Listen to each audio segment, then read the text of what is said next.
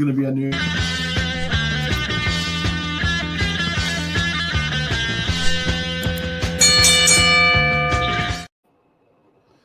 WWE sells out.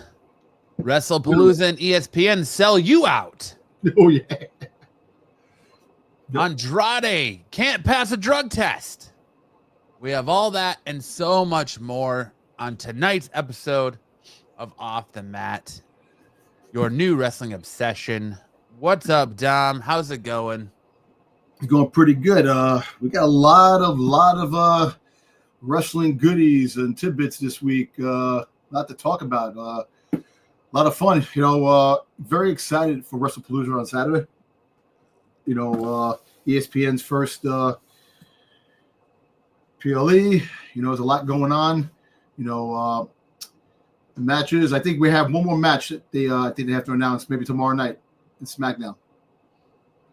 There is one more match, speaking of Wrestlepalooza, and it's already been leaked online that due to merchandise, we're going to see a triple threat between Tiffany Stratton, Nia Jax, and Jade Cargill for the Women's WWE Championship at Wrestlepalooza. Well, that's very interesting because she's hurt, Tiffany Stratton, so she might lose the belt. So we'll see if she gets medically cleared. Yep. But due to an official event shirt sold at the Wrestlepalooza store, it features a triple threat match between Nia Jax, Tiffany Stratton, and Jade Cargill. You think Jade Cargill wins? What do you think? Maybe. I don't see Nia Jax going to get I would definitely hope they don't put the belt on Nia Jax again, but who knows? You're right. But it's very interesting because rumors word was that she got hurt in the wrestling match against Jade Cargill. So on SmackDown last Friday night, she did a moonsault off the top rope onto the outside, arched a little too much. She landed on her feet, but there was a little too much force when she landed on her feet, and she fell and smacked the back of her head off of the cement. She was concussed. She wasn't medically cleared, so she did not participate in Tuesday night's NXT Homecoming. They had Lyra Valkyria take her spot. Yep. So she is in concussion protocol, or whatever WWE's concussion protocol is. So, as of right now, we don't know what Tiffany Stratton's status is going to be for Saturday, but it is being advertised for a triple threat on merchandise. But okay.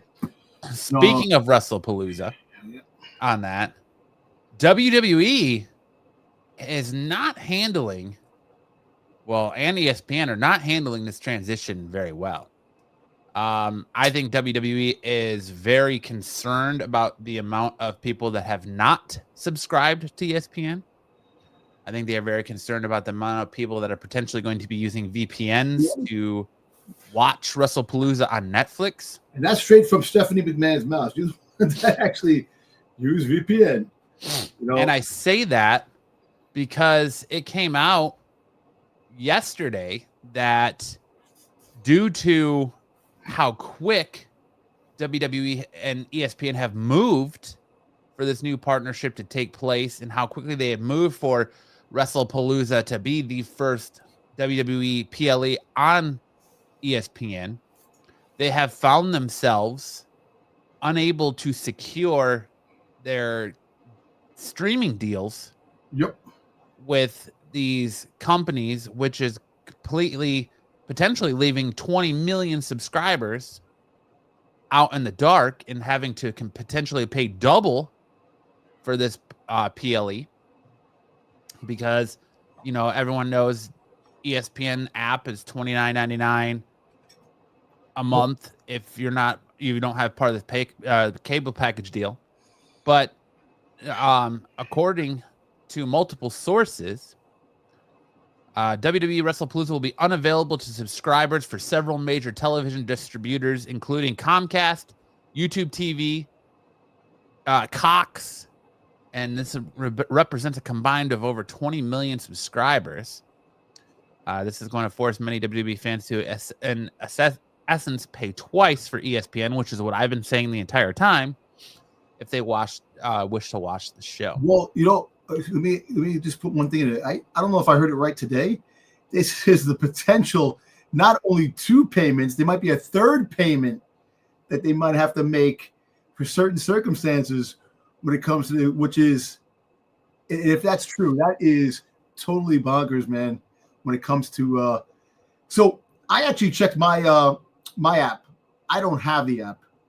So now I'm going to have to figure out how I'm going to do this, because I have ESPN, but I don't have ESPN as a whole, because I tried watching football the other day and it doesn't work. I have to subscribe. You have to pay $29.99. But yeah, so I'm going to have to look that over, because with all the other money I'm paying, but we'll see.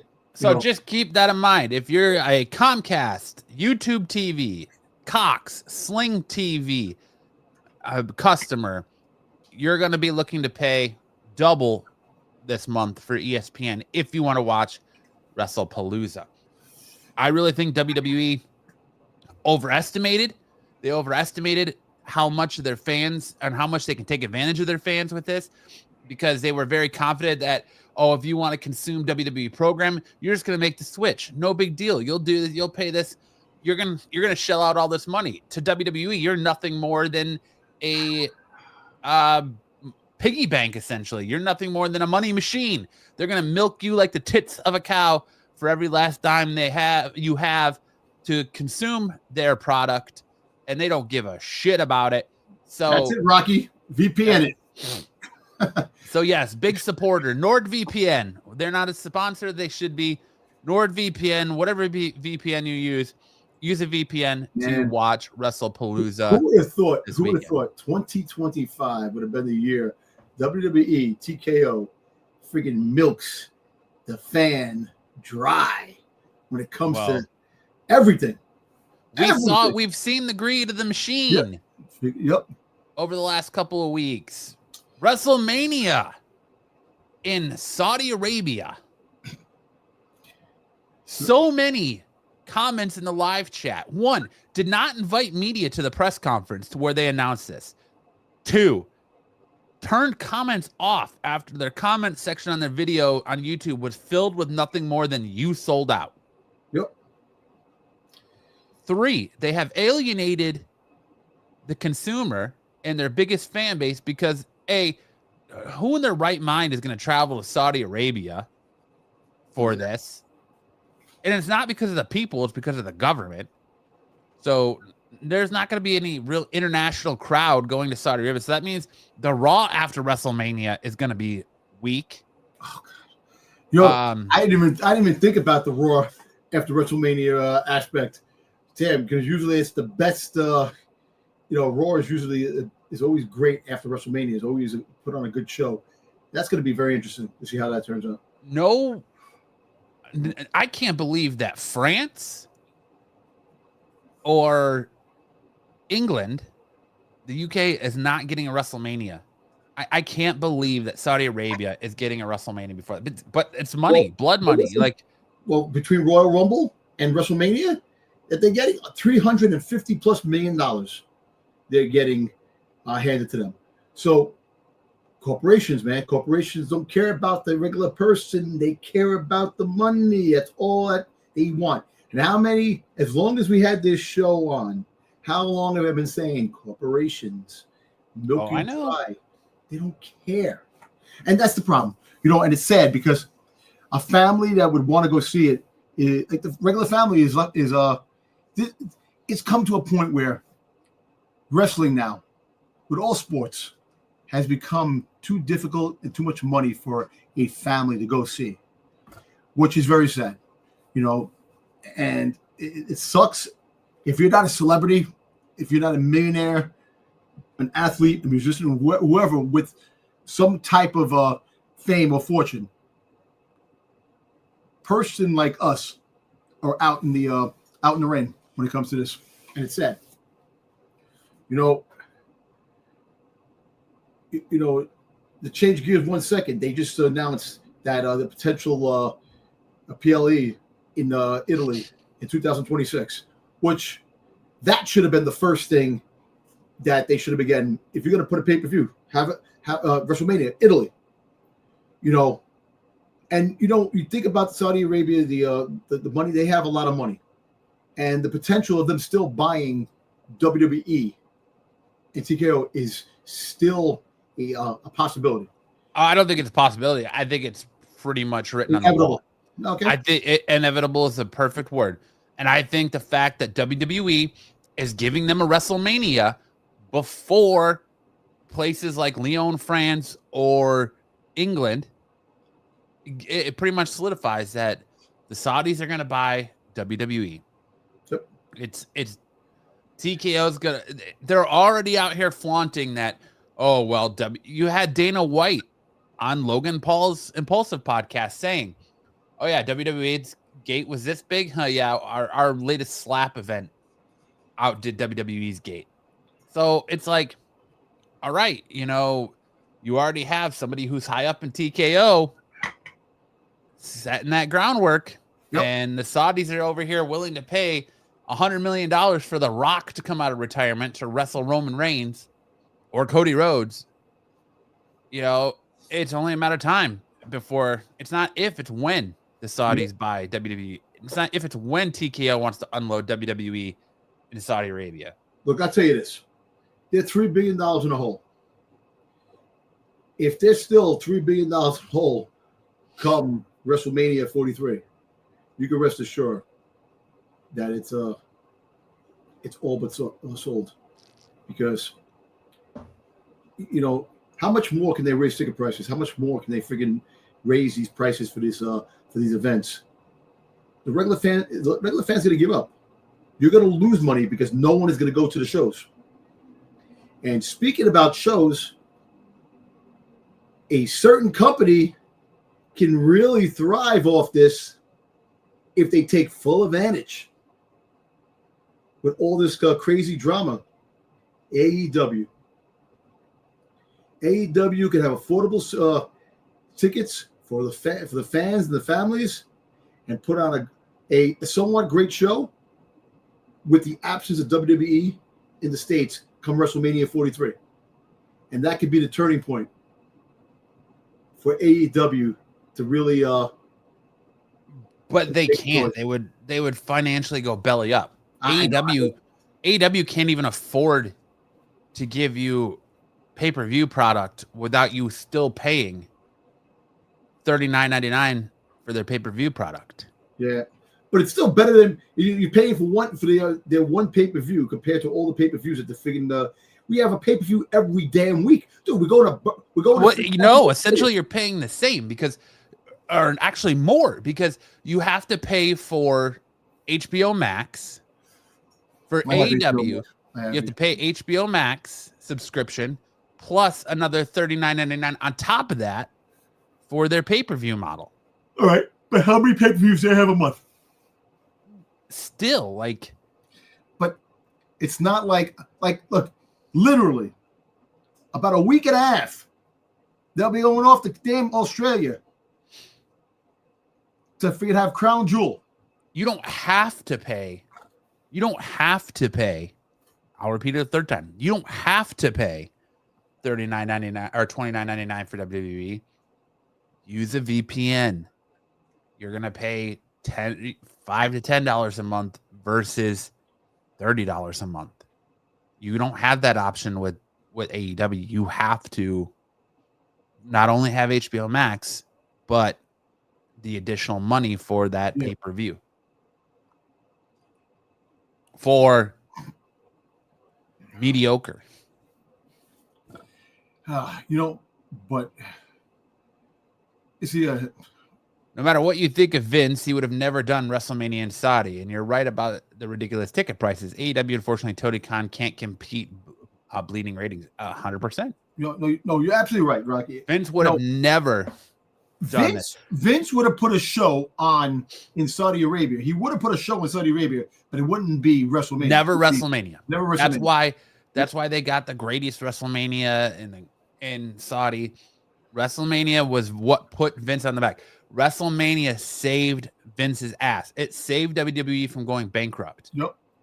WrestleMania 1 did. Vince would have never put their show of shows, the showcase of immortals, in Saudi Arabia. I don't know. All I know is I can honestly tell you this. We have 2 years, before we see WrestleMania 43. I know it's set in stone. They already announced it, all that stuff like that. It's going to happen regardless of the fact of what anybody thinks. But we'll see what happens next year. Look, we're already seeing what's happening right now, that fans are getting fed up with all the greed that they're doing. And we're coming into the tail end of 2025. 2026 will definitely make or break the situation on the fandom, on how we proceed seeing WWE. But here's the thing, Dom. We as the fans have to exercise our right. Unless we as the fans draw the line in the sand and say, we refuse to pay these ticket prices. We refuse to pay this $29.99 for this ESPN model. We refuse to buy your merchandise. We refuse to watch your product. Unless that's going to happen, nothing's going to change. And regardless of the fact, merchandising is a high sale. WWE sells a lot of merchandise. And yes, they do. And regardless of the fact and how much they raise the prices, people will still buy a T-shirt. They'll still buy a replica belt. They'll still buy, a Funko Pop. They'll still buy all these things. The meet and greets are fantastic. When they have the meets and greets downtown, the Fan Fest, they have here in Manhattan. The lines are freaking huge. I mean, wrestling fans come out of the woodwork, and it's a fantastic thing. So that money aspect right there for the merchandise sells, man. It does. And that's the thing. No one's gonna stop. That's what all fandoms. We're in the world of collectibles and all these things like that. Regardless of the fact of what we talk about for each thing, we still buy, and that is the problem. How much a figure goes up to, how much cards go up to, how much comics go up to. It's all in the same aspect, collectible wise, that we're still willing to pay these damn prices because no one's going to literally stop buying merchandise. And that's the sad thing. But WWE has showed you that their bottom line is all about the Benjamins. And your strongest case to fight that is not to give them your Benjamins. You can speak up and with your wallet, and then they're going to listen. When they're hurting, when they're not as lucrative after this ESPN deal as they think they're going to be because people VPN it, what are they going to do now? I think WWE is already worried about it. That's why you're seeing, don't miss John Cena's last run. Subscribe to ESPN. Already showing up all over the social media. Yep. Because their sales for this app are not what they want them to be. They are not what they thought they would be. Listen, let's go back to the day where the WWE Network, $9.99. $10. $10 a month you paid. You paid $10 a month to watch all the pay-per-views. And it was such a great concept. You got to watch everything. Vince was making money. Everybody was making money. It was still a product making money. It was affordable. People got to watch the pay-per-views, and everything was great. Now we're talking about this day and era where, yes, Vince is out. TKO is in. The greedy corporation looking to make big bucks and milk dry an entertainment company. You got to see. I have ESPN. You're watching sports. All of a sudden, the top 10 WWE moves in SmackDown last week. It's like it really bugs me out when I see wrestling on ESPN, even though it was on ESPN before that they showed some wrestling. But now watching it as they do the top 10, the top 10 highlights to SmackDown, top 10 to Raw, and it's like, wow, they're really trying to push the envelope when it comes to ESPN and the app. And like I said, we're gonna, in a way, I'm kind of worried about Wrestlepalooza because sales are down. They got to put on a phenomenal show. They're gonna have to put on a show that doesn't look like a Monday Night Raw. or just a regular typical pay-per-view. Things really. I think Wrestlepalooza is already sold out. Yeah, I don't. Of course, it's going to be sold out. It's a new pay-per-view, and it's sold out because of all the talk of ESPN. It's like the first time it dropped on Netflix. How crazy sold out! Mostly celebrities bought tickets. A lot of people got involved. The honchos. It's AJ Lee. AJ Lee, first match back, sold that out the minute it was announced. Yep. Look at Raw in Chicago. The night it was just speculated that she was coming back. That was SmackDown. Or SmackDown in Chicago. Right. Sorry. Yeah. And it was crazy. And SmackDown was a pretty good show. It wasn't that bad. But like I said, this pay-per-views like this, if you're paying this money for these pay-per-views, they got to put on one hell of a show. I want to see these matches if we can have stuff that you go, holy shit. I want that type of match. I want to see things that, at the end, like you didn't see that coming type of twist. I want, it can't be a regular pay-per-view. If they really want this to take off and really be great, this needs to be one of the best pay-per-views of the year. I don't want to see no belts changing hands. I want to see belts changing hands. I don't want to see that these guys. I want to see freaking the Jey Uso turn heel.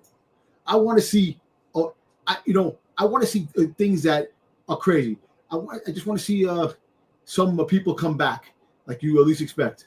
Like you're still talking about the Jericho thing. That Jericho can make an appearance at Wrestlepalooza. We talked about that. I think his contract is up already. AEW, it should be up. It should be up because he's been out for quite a while. He's been off air for quite a while. Well, he was out on tour with Fozzy. That tour ended, but I mean, I've heard he's still got till the end of the year on his deal. So I don't know. I don't know about Jericho.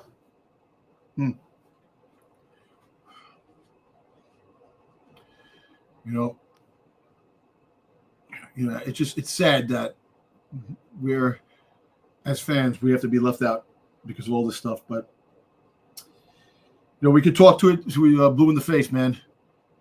Whatever's happening, it's happening. It's transpiring, and nothing's going to change. Yeah,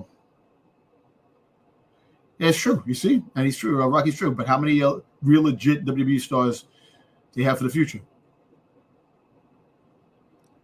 There's a Roman, Rock, Cena, Taker. Eventually, you can't keep getting the star from the past to carry the company. I mean, it's true.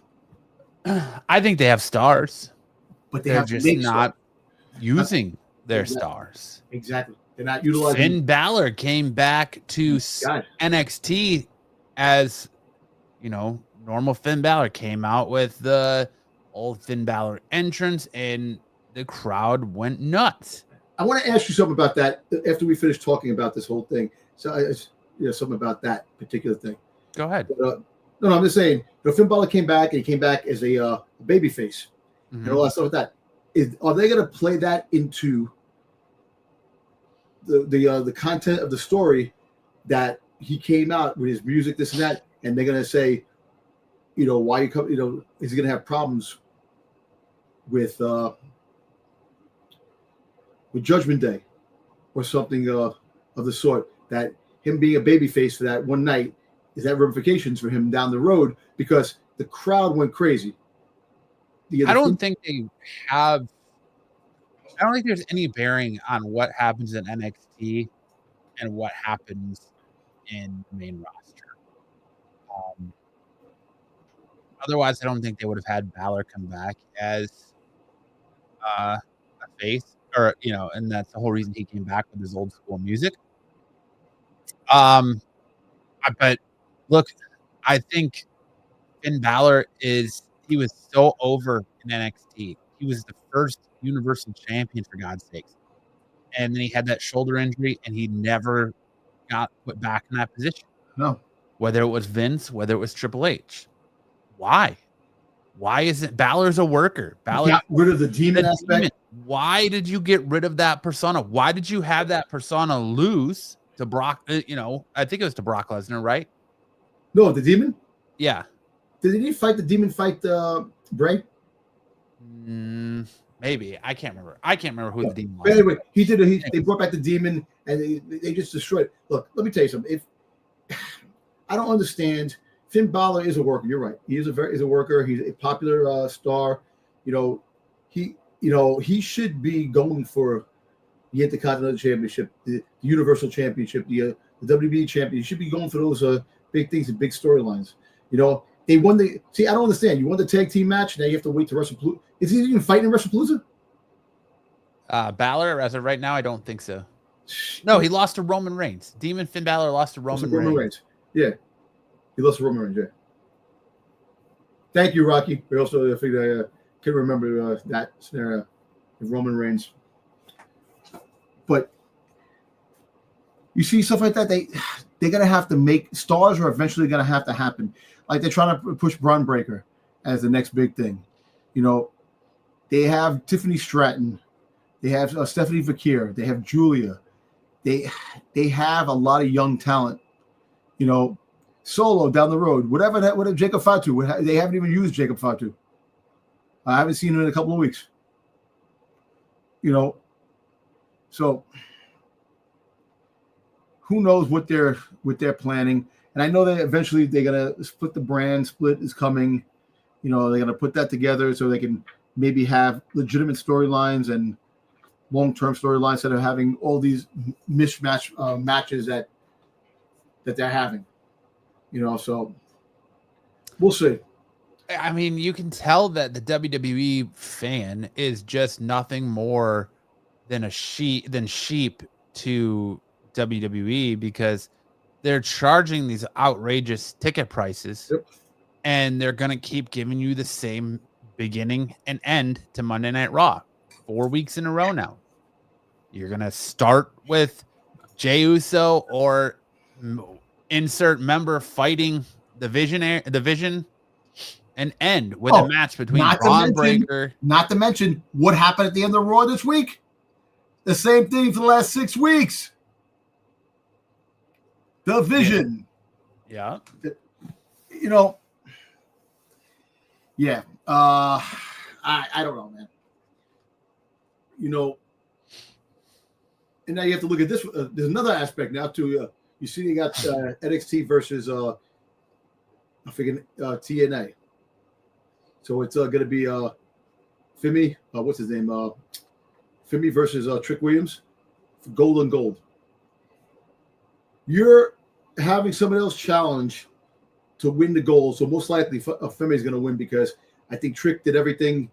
He's going to be called up to the main roster pretty soon. But isn't that a slap in the face to TNA? With all those stars there, you have two WB stars fighting for for the TNA Championship belt. And you can't put over any other stars. So there's been chatter. There's a lot of unhappy people in the back with that too. So I've been saying that since Trick Williams won the title. I said the minute Trick Williams won the title, that's WWE spitting in the face of TNA. Yep. And Joe Henry, every week he's on freaking goddamn TNA, NXT.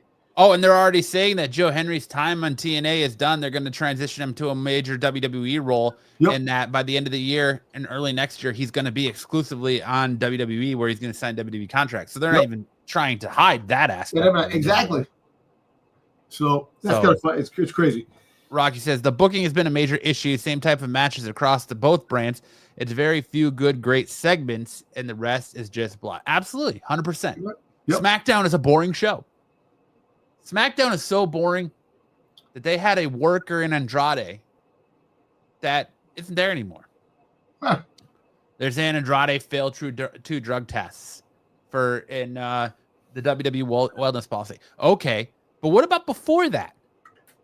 He left he was released the first time because you didn't know how to use him. Brought back. Tony Khan didn't know how to use him in AEW. Which I don't understand. Brought him back again. He's a good friggin' wrestler. Yeah, didn't know how to use him this time, so he said, hey, let's pair him with Ray Phoenix, another singles competitor, and put them in a tag team.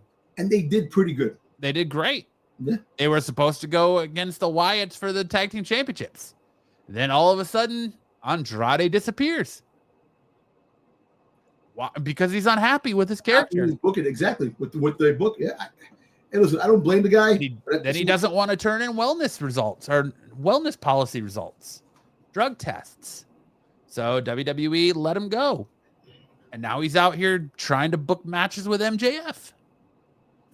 Now there's speculation behind the scenes of, did he say something to Charlotte that he wasn't supposed to since they're on the same brand?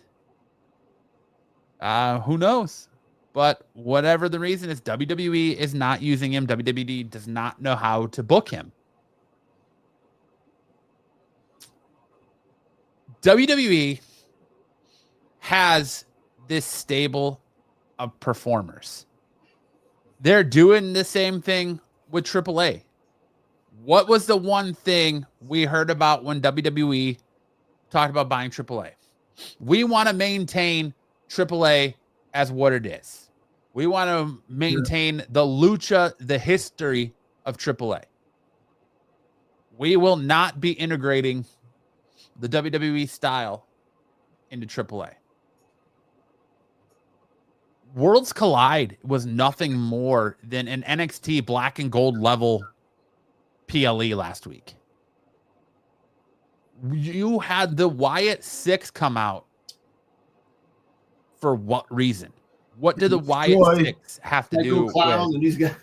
Yeah, what did the Wyatt 6 have to do with AAA? Exactly. Why are we integrating WWE wrestlers into AAA? I get Worlds Collide is supposed to be WWE and NXT versus AAA. That's fine. That's fine.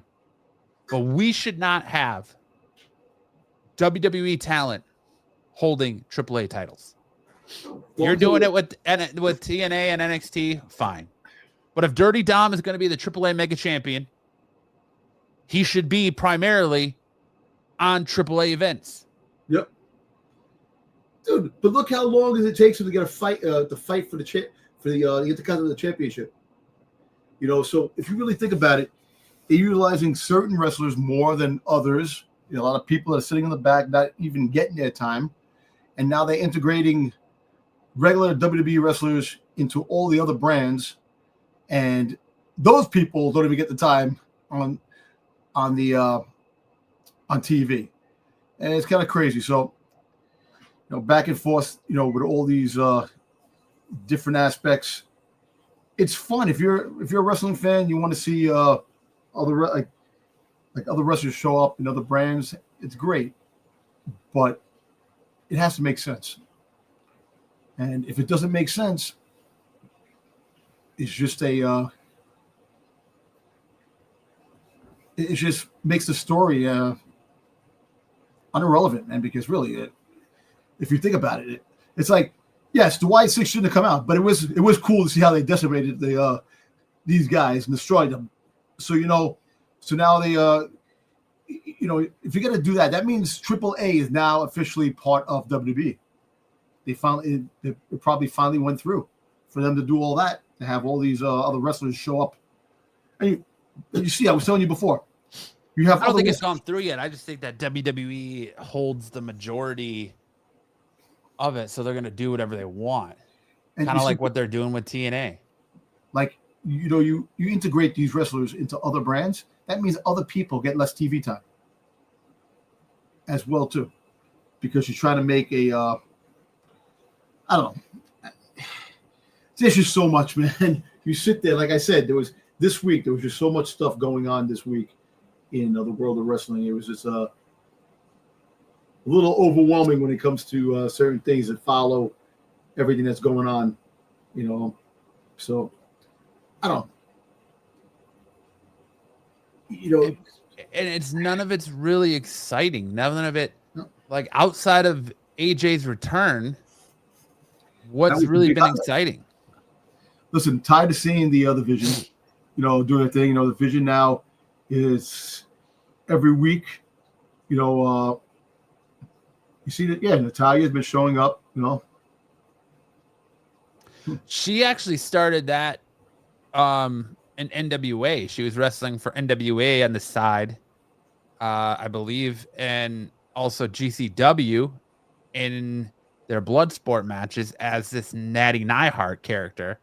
She wants to bring the Natty Neidhart character to WWE, but she's afraid that WWE isn't going to let her do it the way she wants to do it. So therefore, she has not been brought. But why isn't she being used on WWE television? That's what I'm saying. All the people in the back that sit in the back that don't get time. And it makes no sense. Make tag teams, because God knows that your Raw tag team division is on life support. Like literally, who is in your Raw? We talk about this every week. Who's in your Raw tag team division? The Judgment Day, the Viking Raiders, and the New Day. And you might have Braun Breaker and freaking goddamn Bronson Reed. Put the belt on them. At least it makes sense. Yeah, true. At least they're a legitimate faction.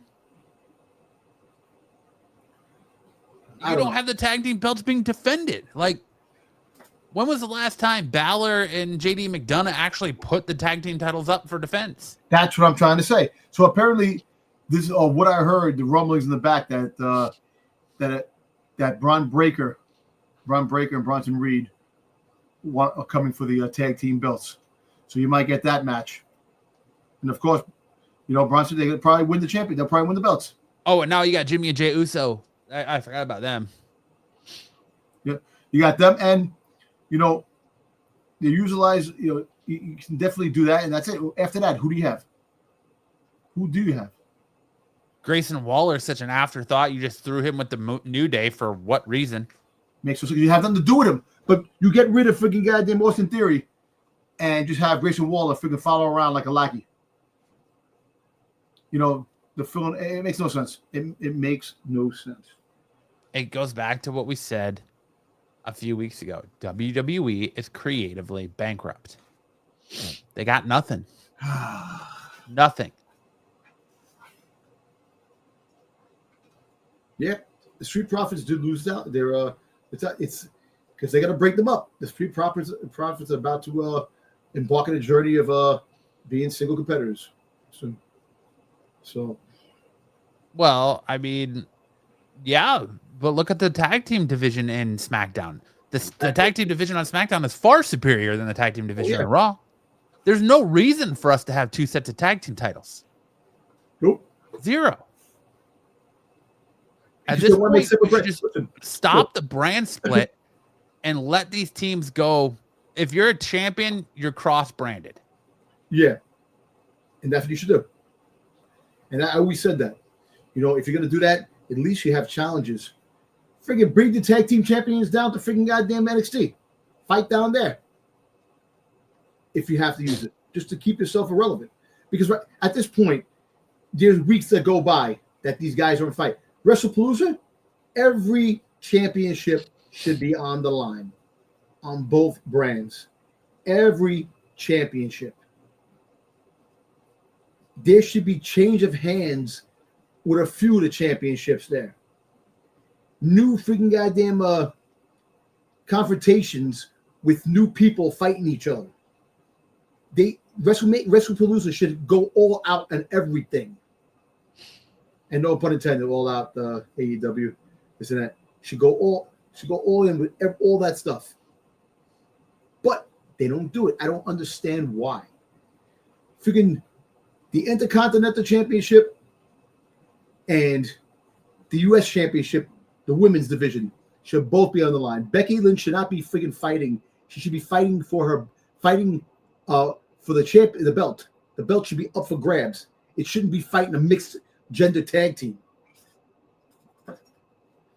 That's the BS. They always get away with that. You have a belt.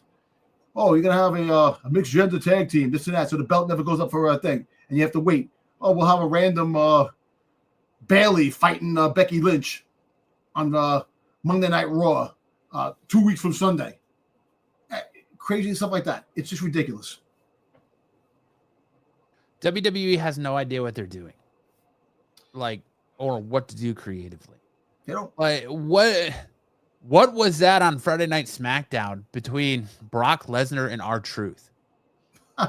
What are we doing with with Ron Cena being Cena's younger brother. Brother, R-Truth's older than Cena. I know he is. It's just Then you have Brock Lesnar, rip his pants. who the last 2 weeks in a row, or last 2 times with John Cena, has shown up and F5'd him and left. You have him twerking in his blue tighty whities or his blue Hanes after he rips his pants. And then you have him going, shit, Stu, I ripped my pants. You're making a joke out of Brock Lesnar, someone you want us to think is going to be just absolutely unstoppable and just absolutely demolish John Cena at Wrestlepalooza. Like, I don't know where things have gone wrong here. I don't know. I don't know. It's crazy to me. I think they think that if you just put on a show, no story content whatsoever, put on a show, people will come and see it, and that's it because we're dumb as the consumer. That's what I think they think, and it's really sad. It's really sad that it comes down to that. Reggie says, what's a loss is a good rivalry between stars. No title is needed, just good storytelling. Outside of Drew, who is underutilized as main heel. Absolutely. You don't need a title. That's what I'm saying. Well, you don't need a title, but the whole fact is you eventually, hey, welcome. Yeah, Sticks, welcome. Way to show up on time. Was he sleeping? He's still sleeping. He's still asleep. He's Yeah. here, but he's not really here. What Sticks? Hey guys, sorry. Yeah, I'm not feeling well. I apologize. No A problem. little sleepy, Sticks? Under Not the on weather. purpose. I don't think he can hear us. No, he said not on purpose. He can hear us. He said a little under the weather. But welcome, Sticks. You don't need championship belts to make a storyline. You can have great rivalries just fighting here and there, and that's true. But it's the type of rivalry you have because they're not even utilizing certain aspects. They put a story on and it ends right away. Like Jacob Fatu, when it comes to losing his belt to what's his face? Oh man, I'm drawing a blank. Why am I drawing a blank? Solo Sikoa? Solo, yeah, I forgot. I was drawing a blank. He lost the belt. He lost the belt to Solo, and then Solo lost it to friggin' Sami Zayn. And now Sami Zayn is going out there. And where has Jacob Fatu been? He's not fitting in the story because the story doesn't call for him, which sucks. He should be utilizing that story for no matter what the circumstances. Instead of I don't understand. People are not like a person gets hurt, the rest of the band doesn't come in and play. Why is that? Have them in there. Keep the story going. I don't think Fatu's even hurt. He's not hurt. Of what I heard that the creative is right now the creative doesn't know what direction they want to use him. That's why he hasn't been on it. Move him to Raw. Yeah. God knows they could use him. Of course. Imagine him fighting Rusev. They need to put they need to put the IC title on Rusev. Well, he's coming. He told Dom he's coming. So he definitely he's going after Dom. So that's going to be interesting. This is the downfall of the Judgment Day. Judgment Day is going to start the down. But I wouldn't break up the team. Even if there's a downfall, I'll keep the team, but have more tension, like you said, like you said months ago. Have a rotating door. Have different members coming. Make things new, fresh. Absolutely. But, WWE has a long history of doing the stuff that they do, and you scratch your head. You have championship belts. Like I said, there is no reason why Becky Lynch should be in a mixed gender fight. Yes, as a husband, they're fighting CM Punk and AJ's. You have the belt. Your belt should automatically be up for grabs. You should not be, that belt's up for grabs. And is Julia even fighting with the U.S. Championship? No, neither one of the mid-card titles are on the line. Becky's in the triple threat or the intergender match. And what are they gonna have? They're gonna have another tag team match. Julia and what's her name versus Michin and BFAB at WrestlePalooza. Are they gonna do that? Come on. I don't know, but I'm gonna throw it out right now. And hot take, you guys can tell me if I'm right or wrong. I think WWE is hitching their wagon to the wrong horse. They're sitting here telling you Braun Breaker's the future. Braun Breaker's the future. No.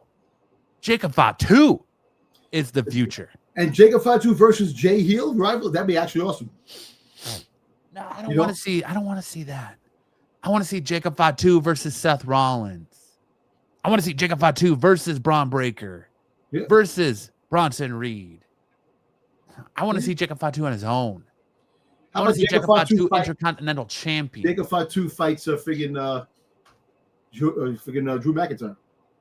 Drew McIntyre. I want to see Jacob Fatu, the Samoan werewolf. GCW Jacob Fatu, not predictable Jacob Fatu, not watered down WWE Jacob Fatu. Braun Breaker is just Roman Reigns copy and paste. Few big moves, spear, end. Give us more. Give us substance. You're just jamming Braun Breaker down our throat like you did with Roman Reigns for so many years. Something tells me that there isn't going to be a sympathy moment. You know what? For you to get Braun Breaker over the way you got Roman Reigns over. I'm going to tell you this. You know what? I'm going to tell you this. You know what would be a good storyline? WrestlePalooza. Seth Rollins. Becky Lynch, AJ Lee. CM Punk. They fight this and that. Braun Breaker and freaking Bronson Reed come out, to help this and blah, blah. But they go and they take out Seth Rollins. Then you could have Seth Rollins versus Braun Breaker and Bronson Reed, and Becky Lynch is still part of the Vision. They're not going to break up the Vision anytime soon because it's the only thing they have on Monday Night Raw. But really, it's not doing that great. I wouldn't be surprised if Jacob Fatu shows up to help the Usos. And you just get another modified version of the Bloodline on Monday nights. Yep, true. I don't know. There's just so much that they don't do and so much that they could do, but they actually love doing the so much they can't do compared to so much they can do. It makes no sense. You have all these wrestlers that are in the back just sitting there, not even getting their time. I keep saying that. Back in the Attitude Era, like you're saying that, back in the Attitude Era, every wrestler will utilize they put a big faction together. Put them all together in a big faction. They found things to work. And you had better tag teams back then. You had Jesse James, the freaking goddamn New Age Outlaws. Billy Gunn. You had Edge and Christian. You had the Dudley Boys. You had a fair share of tag teams that were great. Even though they were part of the factions, the tag teams thing still happened. You broke up that whole team to fight other aspects. The Performance Center is equal parts the greatest thing to happen to WWE and the worst thing to happen to WWE because they don't want you getting over organically. They don't want you to organically get over with the crowd. If they did, Karrion Kross would still be with the company. Yep. If they did, Andrade would still be with the company. They want you to cheer for their manufactured talent. Roman Reigns, Braun Breaker now. They want you to cheer for their manufactured talent. They don't care. Jacob Fatu came in over already. They don't care. They didn't make him. Nope.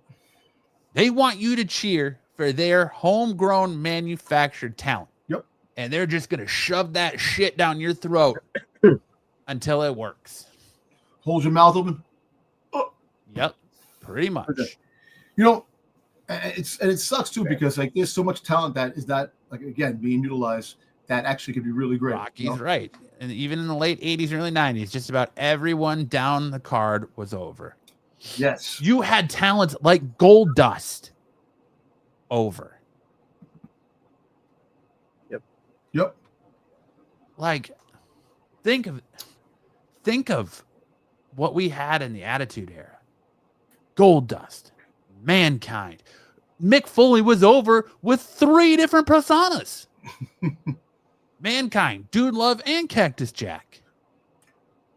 Oh, by the way, my boy Rocky that's there in the chat, friend of mine at the gym, he wrote a book.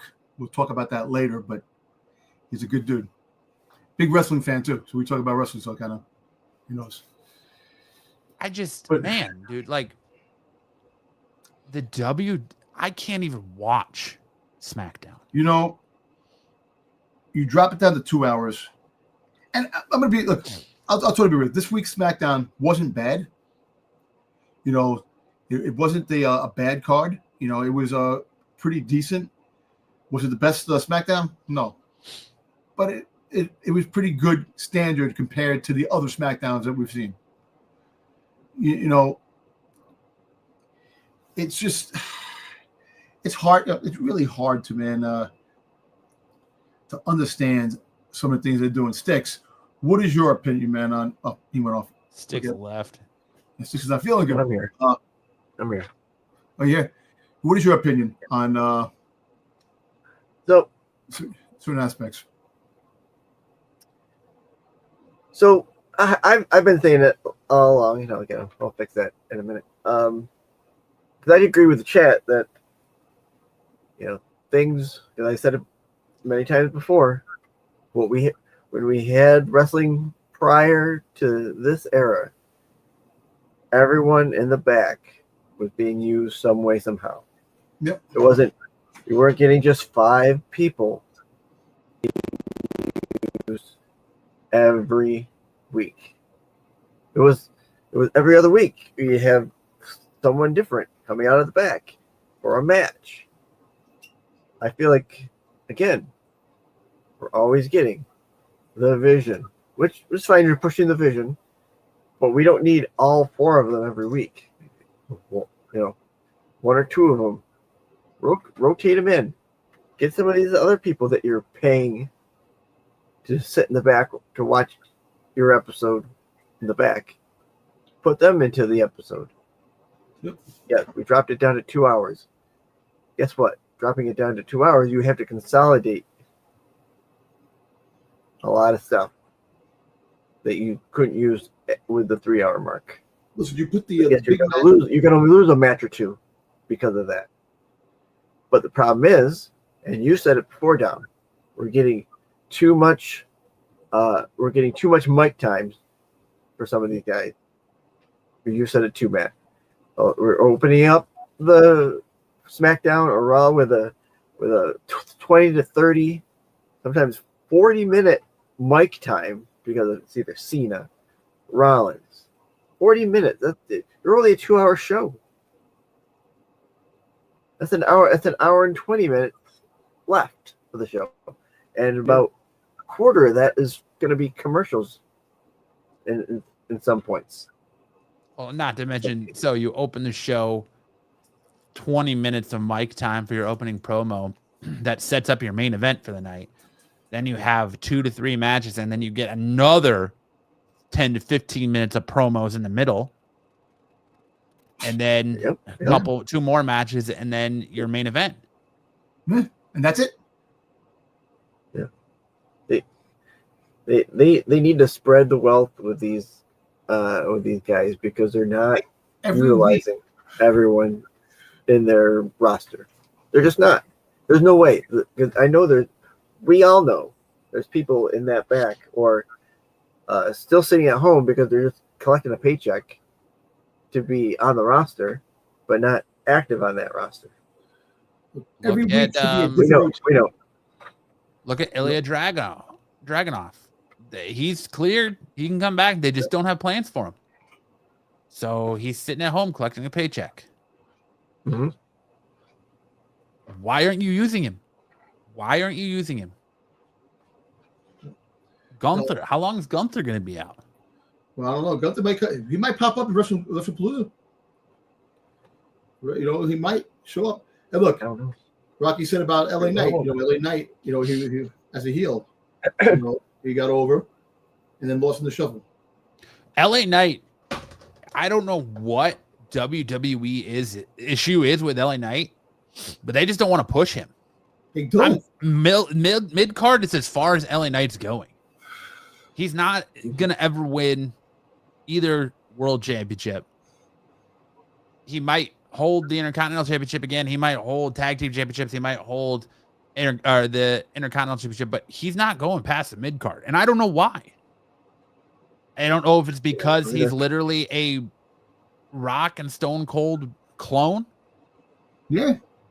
And he's essentially just the new version of The Rock. I don't know what it is, but it just for whatever reason, LA Knight WWE doesn't want to push him. No matter how over he is. You can put him in the main event picture, and I laugh every time he's on the mic and he's like, I would have won the championship at the pay-per-view if it wasn't for so-and-so. I know you wouldn't have. We all know that's not happening.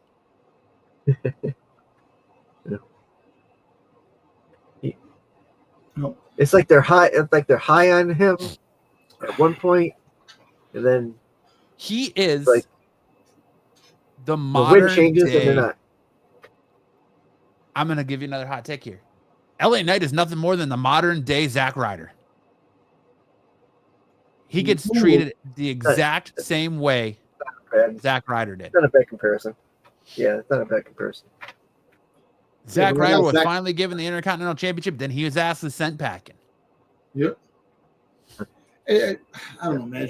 I look at it. There's pushes of certain people that you should be pushing. Like, you release guys that you shouldn't release. You bring back R-Truth. You make it serious R-Truth. It doesn't really work out for 2 weeks. 2 weeks. For 2 weeks, and people, the fans, did not like that R-Truth, and then you make them come back after the heel turn of Cena didn't work out. I won't say that they didn't like it, but they didn't accept it. They didn't want to take it for what it was. I will throw this. I don't think we got a chance to accept it. No. I don't think we got time that's true too. To accept it. Too. He came back, interfered with Cena again, that disappeared. And next time we see him, he's in a backstage segment. They used him as a reason for Cena's heel turn. They used it to say like, oh, Cena didn't really turn heel. We were just seeing the version of John Cena that R-Truth was seeing, that Ron Killings was seeing. That's why Cena's like, oh man, where have you been? You turned heel, man. You went crazy. What? How is that possible? And then we have him coming out on SmackDown against Brock Lesnar. Lesnar's calling him R-Truth. Then Truth says, I'm Ron Cena. Oh, so now you went from R-Truth to Ron Killings to Ron Cena. Because I have no idea who you are. And I think that's the sentiment of every WWE fan right now. I have no idea who you are. We didn't even get a chance to but you get rid of real serious. You get rid of Austin Theory. You get rid of freaking Karrion Kross. You get rid of dudes that actually could make a difference.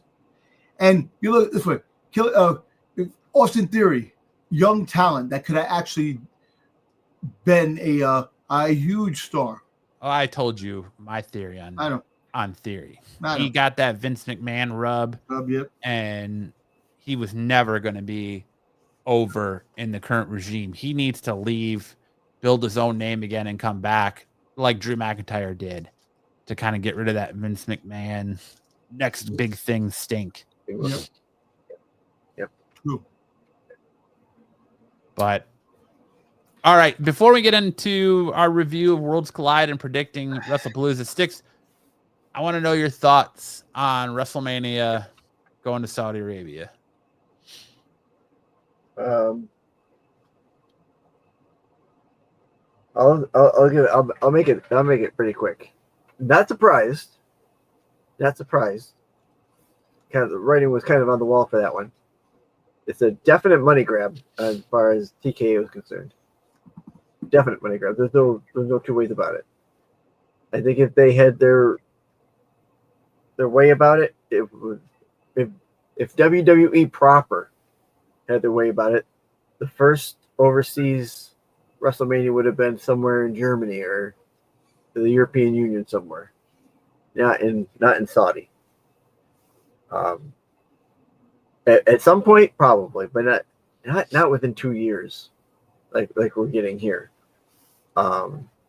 Watching that press conference, I felt like the guys in the back were just kind of going through the motions, like we're but we don't want to, because we don't want to say no. You know, the looks in their faces are like dumbfounded to me. Everybody had an They really were. I mean, Liv Morgan and Seth Rollins, Bianca Belair. Their expression never even moved. You know, yeah, they were all deadpan. Yeah, all deadpan. Undertaker and Shawn, you know, they're company people. You know, they're going with the flow. I can tell you, I don't think any of them. I know. Shawn. If they ask him to wrestle in that, I don't think Shawn's going to. I think he's already told them no. Yeah, I think Undertaker will probably big thing. So, you know, and then they're talking about they want The Rock. Guess what? I don't think anybody but them want The Rock at this point because of what's been going on this past year. I know, but give or take, you offer The Rock $40 million. Well, take that. You know, it's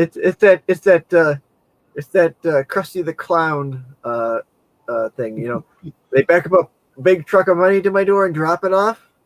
I'm probably gonna do what they want. Does he though? Right? If he wins an Oscar for Smashing Machine, that is the money they're gonna have to offer him a lot of money for him to come out of acting to do that. Plus, look at all the size he's lost. No, right? Yeah. He already doesn't want you to think that he's on enhancers. At this point, if he comes back and gets shredded again, you're gonna know he's on enhancers. Listen, you believing that The Rock wasn't on anything is like the Loch Ness Monster, Sasquatch, Bigfoot, and aliens that the rest of the world knows that the evidence is really there and you have proof. Come on, The Rock freaking took crazy shit. Come on, man. Nobody can get that big naturally. The Rock would probably be the only one who, if let's say, hypothetically, he was on enhancers. Well, we don't know if he was or wasn't. Hypothetically, you know, I think The Rock had more of a workout routine than, say, Superstar Billy Graham ever did. Yes, but you know what? Billy Graham was on steroids, and you knew he was on steroids. Freaking and we knew he was. Buff Bagwell, another one. He was overnight. At the end of the day, I don't care, man, woman, child. There is no way possible you could put on a physique that size at that age without taking anything that's going to freaking help you. Oh, right. I don't care what anybody says. I mean, listen, I'm 55 years old. Working out, I have a hard time working out myself too, getting to a point that I would love to get to certain points. You think I want to put on size? I would love to put on size, but there's no way in hell where people tell you I'm eating 8,000 calories a day. Well, you're also not a movie star. You also can't afford the best nutritionist. Exactly. You can't afford the best, drugs, fitness instructors. Yeah, you can't afford probably. There's factors in there. Yeah. Yep. Yeah, you can't afford a medically induced routine. True. And look, and if they offer The Rock money, he's going to take money. He's a money man, so he will probably take the money. But most likely he'll keep his physique off. But you know what? But what's going to happen is that The Rock will come back for special occasions, and that's about it. He's not going to be part of storylines anymore. He's not going to be part of anything. Special occasions, like he'll definitely be back. He'll probably be back for Saudi Arabia to make an appearance, the final boss. Doing those drive-bys. Is that what you're saying? He's just going to come drive by and give us the Queen wave, and that's going to be it? And if you really think about it, the Rock kind of screwed us again with the ending of all stories that we never get to see the final boss lose. Well, yeah. So, but don't be wrong. The Rock works out hard. He does his thing, but there's no way in hell you can get that size. Lying to you. Hollywood's lying to you if they say otherwise. Again, he's the only one out of anybody who's been ever told that was on steroids that I would think that would have more of a routine to use those steroids to the right potential than anybody else does. Most people use them because they want it quick, easy, and to look for the look.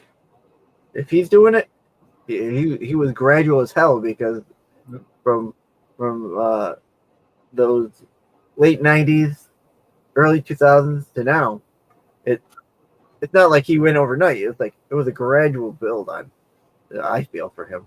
And then now we get him in the movies and stuff. He looks the same every time, but not until now when he looks like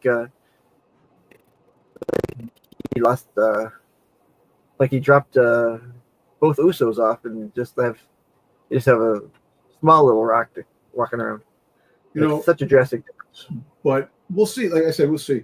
Look, the entertainment world, wrestling world is you got the money, make things work. Well, but I mean, that being said, money makes the world go round. But that being said, WrestleMania 43 is going to be there in a place where I'm not particularly crazy about the political landscape there, and the women are mistreated over there. You have to wear freaking cover up. I don't want to see the women covered up. I want to see the women just have their shorts on and have their crop tops and stuff like that. I don't want to see them covered up. We talked about that at least last week, and like I said, if those women don't want to go over there. They don't want to be. They don't, because what was remember when Talia went over there? They threw bottles at her. They do it. Yep. Come on, yep. I remember. I do. They don't care. Listen, don't get me wrong. Some of the outfits that they do wear, that the skin tight, like last year when they went there and Roxanne Perez wore the bodysuit. Right. She looked good in that. Some do. Some do. But they don't want to be like that, because that's not how. Listen, I want to see Tiffy time in her a top and shorts. I don't want to see her covered up. Good to look at. Anyway. All right, pervert. Let's get into talking a little bit. Let's review Worlds Collide, and then do our listen, predictions one more thing. for- Stephanie Vaquer's Devil Kiss would not be the same with everything covered up. That's it. Yeah, talk about finally seeing her wrestle. Hey, right? That's another thing. Okay. All right, Sticks. What do we got for Worlds Collide? All right, Worlds Collide. Here's the. Let's go through the. I won. That's it. End of story. It's over. I won. Yeah. Oh, you think so? I don't know. That's going to be interesting when we get to I that lost part. 2 matches. That's It's going to be very, very interesting. No, but I lost 2 matches. Dirty just- Dom match and the first match. Other than that, I took the other winners. The other people that won. I was there. Yeah. Okay, go ahead. I'm just waiting for it to come up on my screen. I'm sorry. It's just so But slow. I'm the tonight. one that called Dirty Dom winning that match. Yes, you did. Yes, you did. Yeah, but I didn't expect him to win that match from freaking El Grande Americano coming in. Well, kind of. I thought I said it was going to happen. I actually told thought you. his father was going to turn heel. His father didn't Yep. want to do anything. It's crazy stuff, man. I don't know. There we go. Okay, finally it's up on my screen. Okay, there we go. Okay, let's go into that first match. Which in that first match they changed it up. Did not end up being in that match. It was La Parca ended up being in there, but still that team that we had, because Laredo Kid actually it was Laredo Kid that was substituted for Hamburguesa. But that team still won. Listen, The the best match of the Yes. night. The That was best such a match. great. It really was a great. I don't know if it was the That match of the night, dude- but That dude, It was the pretty Parker, close. the little guy right there, the little one, 60 years old. the 60 years the old. little black hole. Many Yes. have you known that girl? Yeah. 60 years old. My man's doing that. And really he was. I'm sure you saw this. The only wrestler to be in both. He was in Ring of Honor on Friday or Saturday, and then, or on 1 week, and then here in WWE AAA the next. So he did both.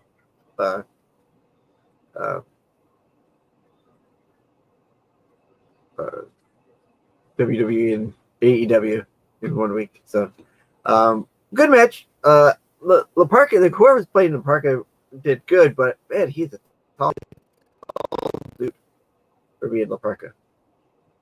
If you ask me, did you think he was kind of tall, or was it just me? I thought he was kind of tall. It's kind of tall. Yeah, but it was a good match. I agree. It was Good match. one of the better matches of the night. Yeah. I think it was the best match of the night. You think it was? I think it was. Yeah, between that and Dom's match, I thought it was pretty good. AAA Latin American Championship, El Hijo de Wagner Jr. Retained over Dragon Lee, JD McDonough, and Ethan Page. Let me tell you something. JD McDonough, that dude is friggin' lit. That guy, dude, man. People are cheering. He's awesome, man. When he gets going, Ethan Page was good too. Ethan Page is the future for WWE right there. Eventually, he's gonna come in. But JD JD McDonough. How much pain can we inflict on this man? Every time you turn around, he's landing on his head. He's landing on his neck. Wrist, his hand. That's why he's got Rear a on his monster back. head. He's built for it. It's probably because it's so inflamed. I know, but dude, that was a pretty good a good match too as well. But the whole thing is that I know I picked El Hijo de Dr. Wagner Jr. Yeah. The only thing about this match is because it was so quick and there was a lot of movement, I felt like the ending where he tossed JD out. Yeah, he tossed JD out and pinned. He tossed that Ethan Page. I thought that was kind of quick in the way they did it, but the outcome nonetheless. I mean, I thought that could have been a little more not just. It just felt too quick to the moment. I don't know. It just didn't. It felt a little off to me. Ethan Page is pissed off. Well, yeah, of course he's gonna be. I mean, he wants more belts, just like anybody else in this company. So, but yeah, no, this match was just as good as the. Yeah, I agree. All right, next up was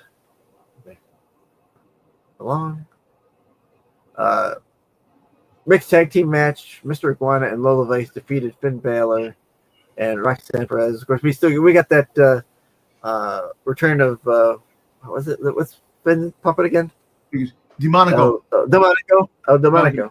Yeah. Yo, you see Demonico get hit by Iguana? You freaking trip. Yeah. Yeah. That's funny. Yeah. I must be like the only one that doesn't buy into this Mr. Iguana gimmick. I just think it's kind of dumb.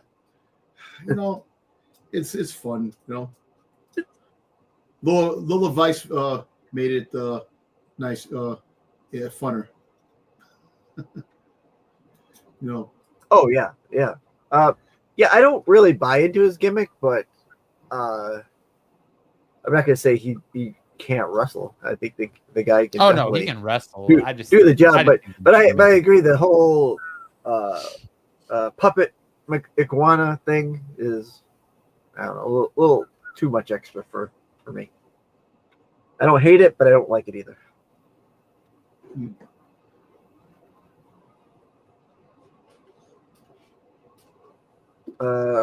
Reina de Reyes, champion, #1 contenders match. Natalia defeated Apache. Good for Natalia. You know, good for Natalia. And I think you and I both said, I mean, she's working, she's doing good work for the company. She's taken a couple losses in the AAA. When she does get to the championship match, I'm pretty sure she's probably going to fall to whoever the champion is in this Reina de Reyes champion. But another solid match with her and Fabi. I wasn't surprised. I knew they had to give her a win somewhere, and this is a good spot to give her in this #1 contenders match. Yeah. Oh. Anything else on this one? Nothing? No, I don't have anything else on this one. Okay. Nice one.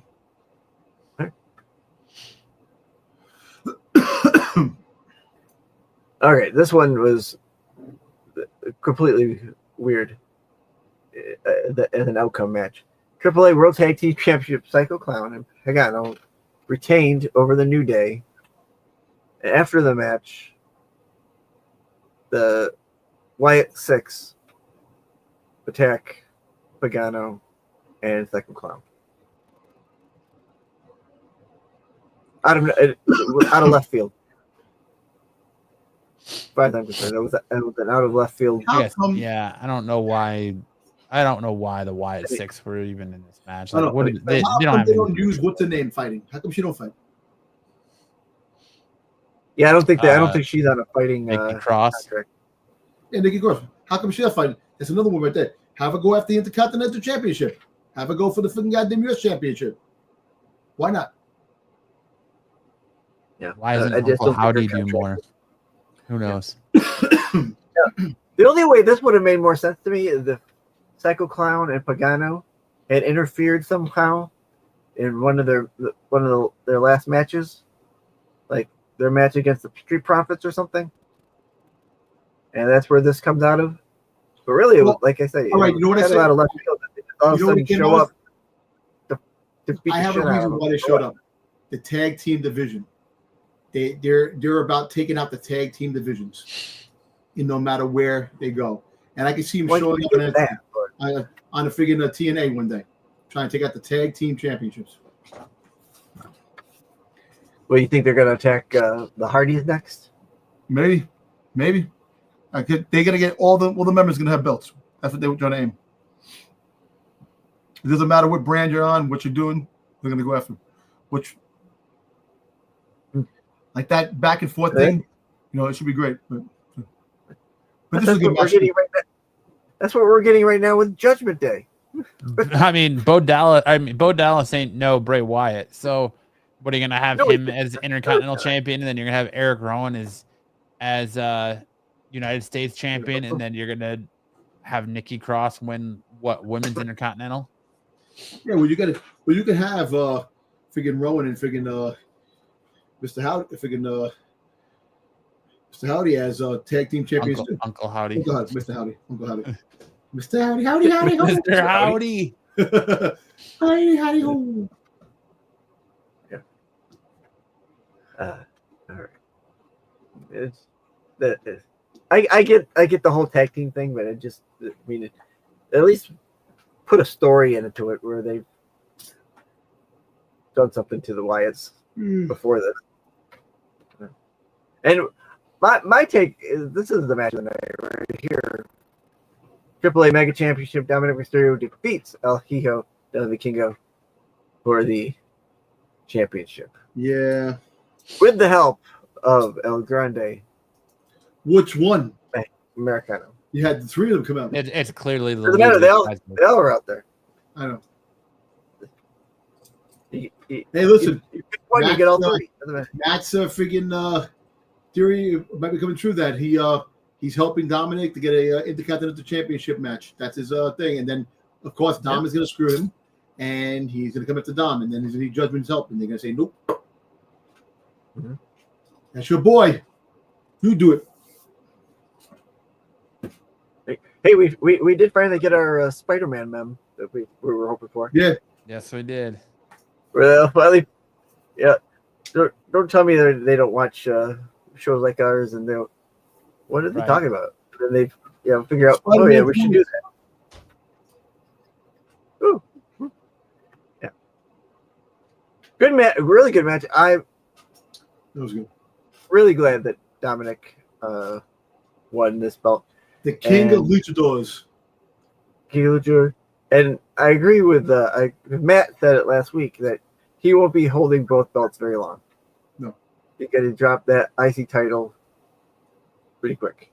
I think Rusev's coming for that IC title, and first things first. He's gonna fight El Grande Americano, and then Rusev's gonna come in, and that's so you can rest assured that Dirty Dom, probably Australia. He's gonna fight. He's gonna probably fight. He's gonna probably fight on Monday Night Raw. He's gonna fight for the Intercontinental Championship on Monday Night Raw. What they do, and then come the Australia Perth Crown Jewel fight.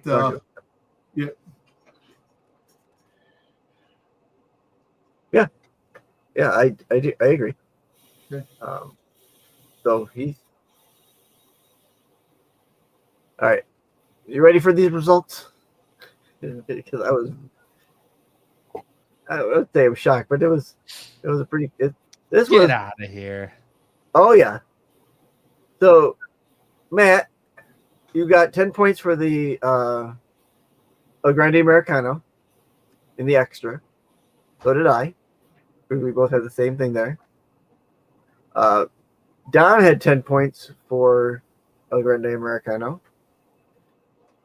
The only thing that Dom, you didn't take you took the losers of the 8-man. Well, no, I lost the first match and I lost the Dom match. I won the other one.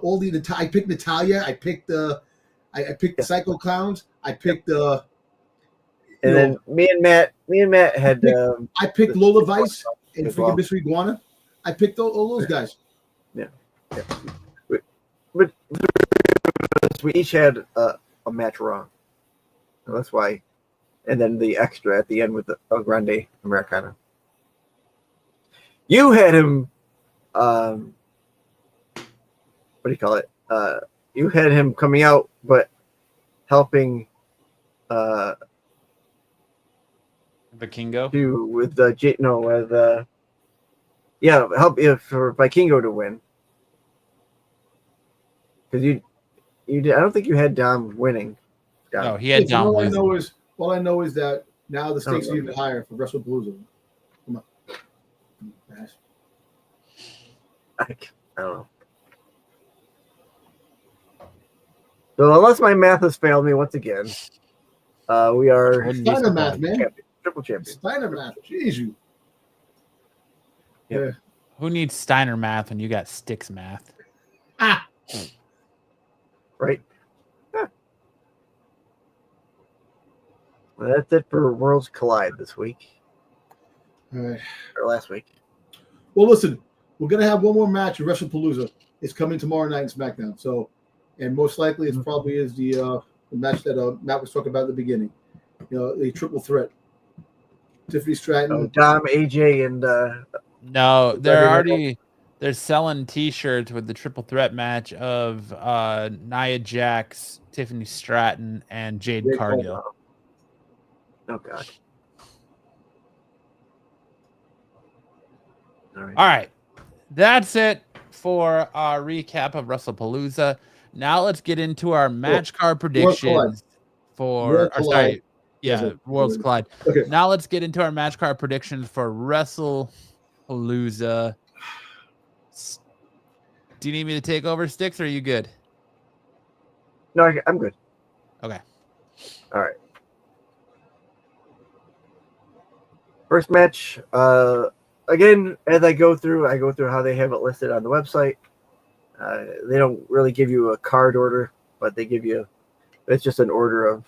They did announce today on the Pat McAfee show that Brock Lesnar, John Cena is going to kick off the show.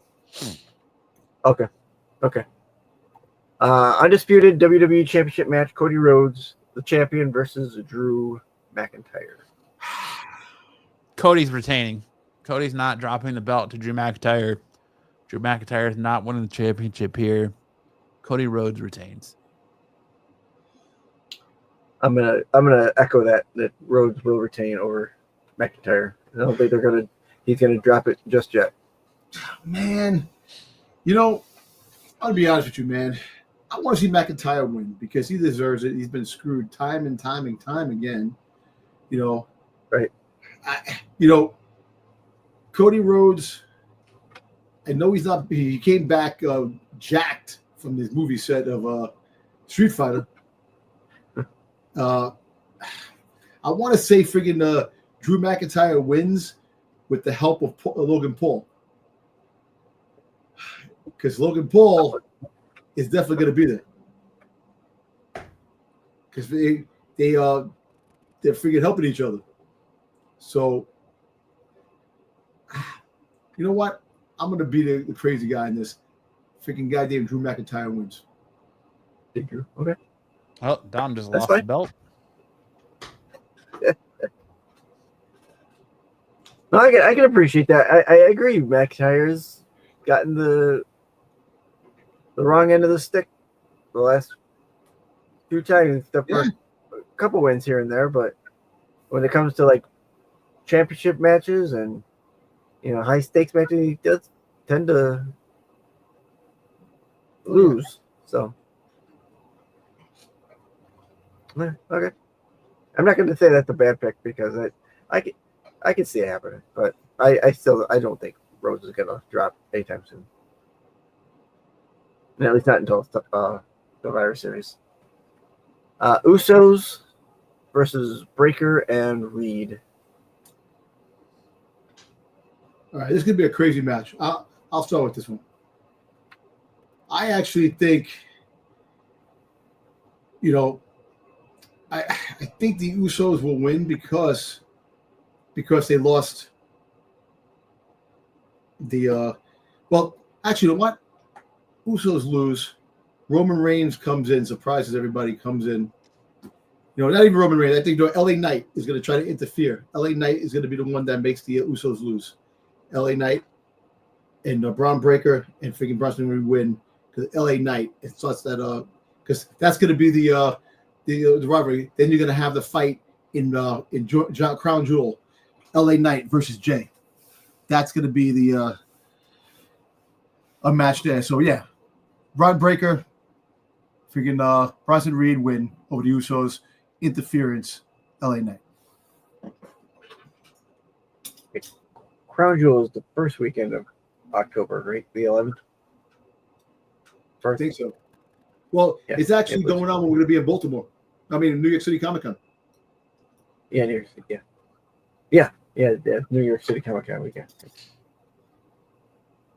Yeah. Matt. Yeah, I think Bronson Reed and Braun Breaker are going to win this match, and I definitely think, like Dom said, that LA Knight's going to get involved in this match somehow, some way. Just because I could see a fourth man coming out and getting involved in this here, but I think LA Knight, they're definitely leading towards LA Knight Jay to come to a head before Survivor Series. So I think the Breakers, the Bronze go over here. Exactly. The Brawnies. Although they could swerve you because they do like to seemingly have the Bronze be unstoppable on weekly TV. Then when you get to the PLA, they fucking lose. Yeah, so true, it could be that the Usos win. I think Paul Heyman comes back. Paul Heyman's going to come back. It could be that the Usos win with the help of LA Knight and something happens. Listen, let me ask you a question.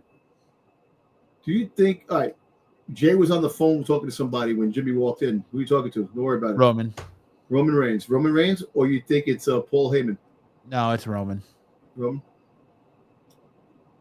Because people were talking, speculating about that you might be getting the second coming of the freaking goddamn of Roman Reigns through Jey Uso. Maybe, but I don't. It's not Paul Heyman. Yeah. No. I too think I think you guys we're all on the right track here. The Usos are going to lose because of LA Knight. I think he's talking to another person. I think we might finally get Zilla. No, I don't think you're gonna get Zilla right now. You don't think so? No. This match wouldn't make sense for Zilla because Zilla would be more tied to Jacob Fatu than he would. How many times have we gotten these guys extra and it made sense? You know what? Jacob Fatu could come out. You don't know. Yep. It could be Fatu. He could. He could. But I think I mean, what they're working and cooking up with LA Knight, you know, and the Usos, especially with LA Knight ending Raw by hitting Jey Uso with a BFT, I think LA Knight's pretty much the safest play. Yeah, and plus he had the history he has with them too, and Jimmy interfered when he was over the championship. So there's a lot of history with LA Knight that have him that storyline to really get him going. Yeah, true. That he could turn out that he's gonna make him lose, and that's when things. That's what I'm saying. You got to wind up having the fight between Jay and LA Knight. That's what's going to lead to. Yeah, I definitely think that's the. Or I mean, it could be an Uso. See, I go back and forth because we could see the same thing. We could see a replay of Clash in Paris where the Usos win, but after that, the Bronze start destroying them. And LA Knight comes out to make the save, and something happens where Jey Uso accidentally hits LA Knight with a spear. He goes to spear one of these two. They move. He hits LA Knight. And that just going to keep going back and forth to where they say, okay, we got to settle our differences. Let's do it at Crown Jewel. So, I mean, I could see. I'm going to switch. I'm going to go with the Usos. I'm going to switch out, and I'm going to take the Usos. My head says Braun and Bronson, but just something says Usos. Storyline wise, I'm gonna go with the Usos. Okay. Because you gotta have circumstances to bring LA Knight out, and if it's a fair fight, what's the reason for LA Knight to get involved in this match? Well, the fact is that he's having issues with Jay.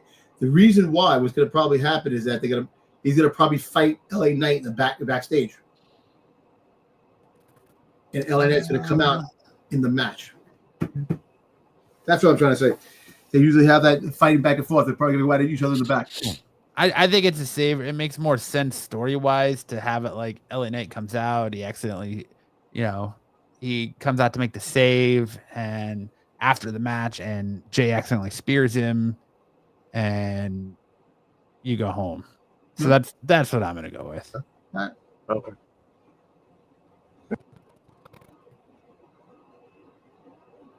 All right, next. Women's World Championship, Io Sky versus Stephanie Vaquer. All right. I think Io is going to win. Oh. She's going to win. She's going to win. What's going to happen? She's going to win, and she's going to because it's going to be because Asuka's going to come out with this girl, and they're going to come out and Jerry Singh, and they're going to attack freaking Stephanie Vaquer. She's going to because you're going to have the match between Asuka versus Io Sky.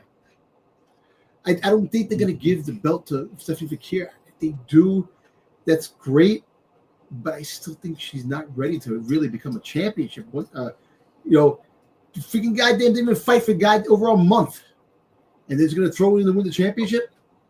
Almost 2 months. Almost 2 months. Almost 2 months.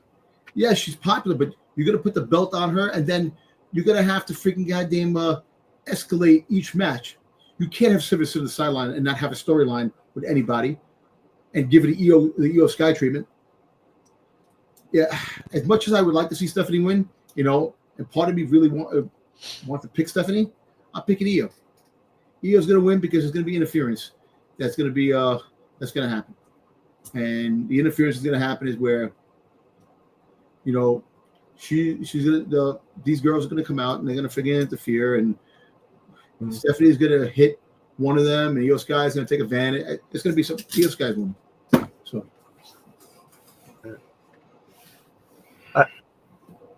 I don't disagree that Asuka and Kerry are going to come out. Also, I don't think they're going to. One more thing. All kidding aside, wait, really quick. Remember, freaking Rhea Ripley has never beaten Io Sky. She has the belt. Rhea Ripley's going to fight her for the belt and win it in Australia. Right. Yep. Well, maybe. That's why I say Io I'm gonna Sky. say that Asuka and Kerry come out, start to get involved in it. I think Ripley's also going to come out to confront Kerry and Asuka. Those two are going to start fighting on the outside. Distract Io, and Vaquer will take the championship. Oh, distract Io get pinned. So you're going with Stephanie. Swami hat time. Swami hat time. Swami says You're going to have Io Sky winning. Asuka and Kairi are going to come out and help her win and start attacking Stephanie. Then you're going to have Rhea Ripley come out and make the save for Stephanie and fight back Asuka. Because Asuka got stuck in her business, that's going to lead us to Stephanie Vaquer versus Asuka at Clash at the Castle in Australia. And that's going to lead us to Rhea Ripley versus Io Sky for the Women's Championship in Australia, where Ripley takes Perth. Yeah, Crown Jewel, not yeah, Crown Jewel. And that's going to take us to Perth, where Ripley is going to take the belt off Io Sky and finally beat her in Perth. And I don't see it being clean. I see Asuka getting involved in that match too and costing Io that title. And that's going to lead us to Io Sky versus Asuka at Survivor Series. I don't think Io is just going to be an interim championship. They're just going to give the belt back to her because she had it when Naomi cashed in. Yeah, right. She had it last. They're not going to put the belt on Stephanie yet. Stephanie, if you watch the Chris Van Vliet podcast, Stephanie says she likes to do things in order. So I think Stephanie loses here. Stephanie's going to capture mid-card title, probably the Intercontinental Championship, maybe, or the United States Championship off Julia. But I think right now their money is putting the belt on Ripley in Australia, and Io's just going to be interim because you don't want to have Stephanie lose right away, and you don't want Stephanie to lose clean. You want to make her look strong still. So your best outcome in this match is to make both of them look strong. So I think Asuka and Kairi are definitely going to get involved. Kairi! And they want. Stephanie said the one person she hasn't wrestled yet, she's never wrestled, that she wants to wrestle is Asuka. So it just makes sense that you have Asuka get involved and cost Stephanie the match, and then you have Stephanie versus Asuka in Australia, and then you have Rhea versus Io in Australia. Or you do the feud and you have Asuka versus Stephanie at Survivor Series. But I definitely think she's going to lose. Now I could see Stephanie getting another chance by winning the Royal Rumble and coming back for the title. But I think that more of a mid-cards in the future right now. Yeah, they're gonna put, because we want Stephanie. Everyone wants Stephanie versus Rhea. So you have that go down. You have Stephanie win the Women's Royal Rumble. You do Stephanie versus Rhea at WrestleMania. Or you could have Stephanie and Rhea win the tag team championships. I don't want to see them as a tag team. Give us something like that. I know you don't, but that's another option. Yeah, again, their tag team division missing many parts, and just adding them into the fray just doesn't really make anything. All right. But that's my Swami Says prediction. Yep. All right. Long term storytelling. Oh. Yep. I don't hate it. All right, up next. John Cena versus Brock Lesnar. John Cena and Brock Lesnar wage war one final time. John Cena. Go ahead. John Cena with the help of Ron Cena. There you go. And then you're going to move towards a Ron Cena versus Brock Lesnar feud. But John Cena with the help of Ron Cena. I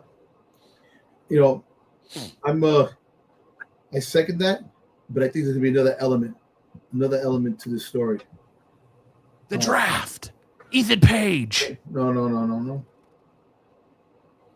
Goldberg. No. I see freaking goddamn Sami Zayn. Sami Zayn, because he got freaking F5 by Oh, that's true. I forgot about Sami Zayn. Sami Zayn can come out and try to actually help, and you could have Sami Zayn versus Brock Lesnar at a big pay-per-view in Australia. That actually would work better than Ron Simmons. Ron Simmons. Damn. Better than freaking R-Truth and Brock. No, see, I still think yours works. Yeah. But I think if it's gonna work, it's gonna be Cena gets the win with the help of Ron Cena, and then Brock Lesnar just starts beating the hell out of both of them, and that's when Sammy's gonna come in for the save, and you're gonna haluva kick, and you're gonna get Sammy versus Brock for the U.S. Championship. Yeah.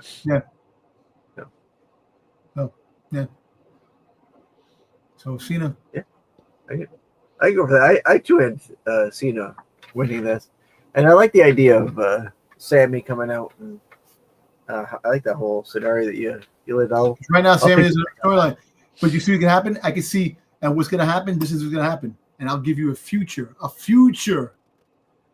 that freaking Sami Zayn versus Brock Lesnar, that match, freaking goddamn Solo Sikoa and the MFTs are going to interfere in that match to make Sammy lose, and they're going to cause a huge because he's coming. He wants the U.S. Championship again. Dude, I want to see Brock Lesnar versus Jacob Fatu. That needs to happen. That needs to happen. That's a match that needs he to signed happen. Did he sign a multiple year contract, a big contract too? Yeah, but it's Brock Lesnar. He's gonna disappear. Like, I think he signed a multi-PL. But I think that's like a WrestleMania. He wants to bring his daughter into wrestling. That's a WrestleMania event right there. Brock Lesnar versus Jacob Fatu. Oh man. WrestleMania 43.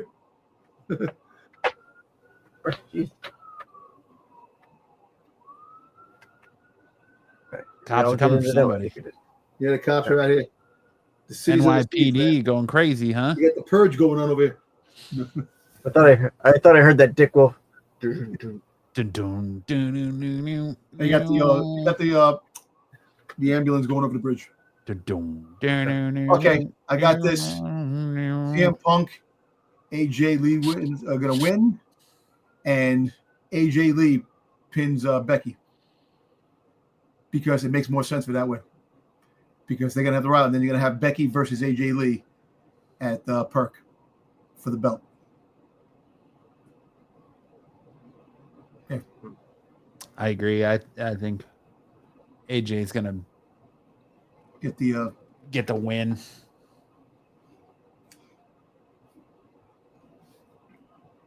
I think there's going to be some kind of miscommunication where Becky accidentally takes out Seth, and AJ is going to come behind her in the commotion and put her in her submission and tap her, and so that way that's going to make her the ultimate number one contender, and we're going to get Becky versus AJ Lee for the Women's Intercontinental Championship in Perth, Australia. Perth or SummerSlam. I think SummerSlam might be a better bet. SummerSlam is already passed, buddy. You mean Survivor Series? Survivor Series. That's SummerSlam. Survivor Series. I think Survivor Series the next big pay-per-view. But it could be. I think we're gonna get it. I really think we'll get it in Australia, and I think Seth will interfere and have Becky retain, and then we'll get it again at Survivor Series. And at Survivor Series, that's when AJ Lee will take it off of her. Okay. Sticks looks perplexed. I know. Well, I'm trying to work something in here. I agree that Punk and Lee are going to win.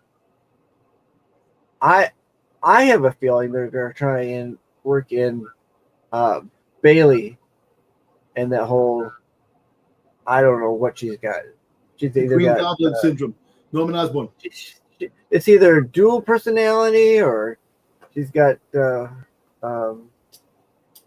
what was the thing they were talking about on the I don't actually think she's going for the belt anytime soon. I think Lala Vaquer is definitely a part of the storyline was going on.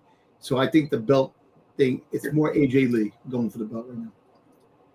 Yeah, no, AJ is definitely going to come for Becky's belt.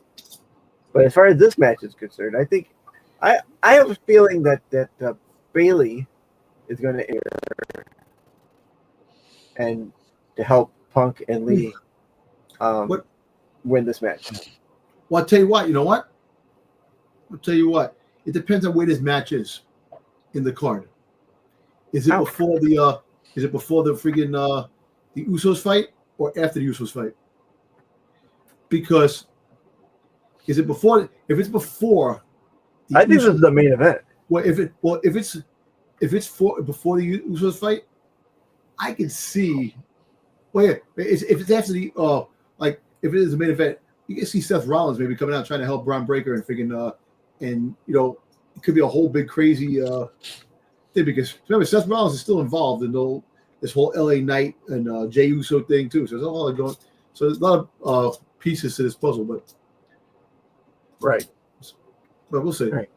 I mean, this could be where you get the LA Knight Jay feud too, because you could have the Bronze come out to try and get involved to help Seth and Becky, and then you have Jey Uso and Jimmy Uso come out to try to make the save.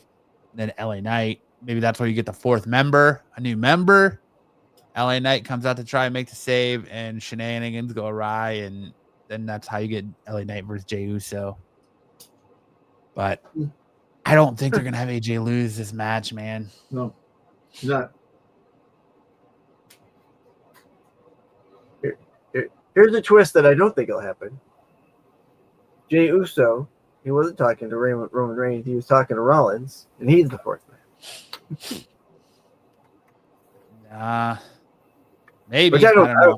I'm not gonna say never. I'm never gonna say never anymore because every time I think I know, and I'm like, no.